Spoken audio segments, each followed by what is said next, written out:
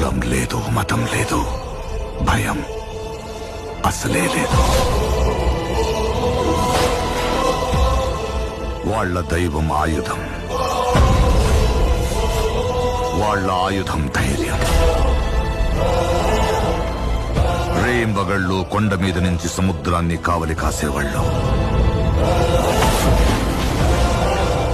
శత్రువుల రక్తంతో 100 సార్లు ఎరుపెక్కిన ఈ సముద్రానికి సాక్ష్యంగా ఈ చోటు ఎర్ర సముద్రమయ్యింది.